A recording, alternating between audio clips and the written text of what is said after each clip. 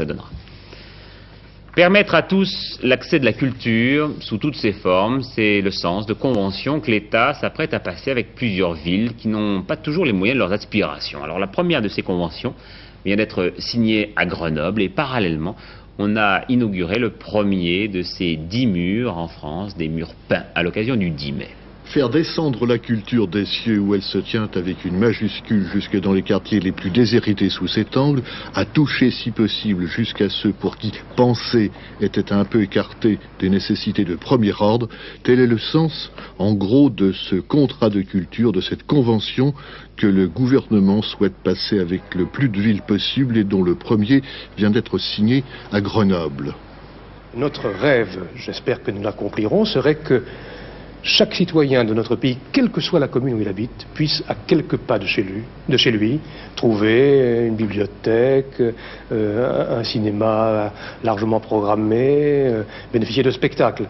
Il n'est pas normal qu'aujourd'hui tout soit concentré dans quelques grands centres urbains.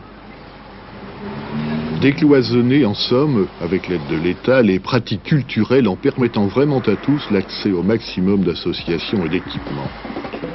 Parallèlement à cette opération de longue haleine, voici, commencée à Grenoble, la peinture qui descend dans la rue. D'ici au 10 mai, 10 autres villes réparties sur l'ensemble du territoire offrent à 10 peintres la possibilité de transformer quelques tristes murs gris en messagers du plaisir de l'œil. Ce qui, pour beaucoup, devrait être, souhaite-t-on, une incitation à franchir la porte des musées où il n'était guère tenté d'entrer jusqu'alors.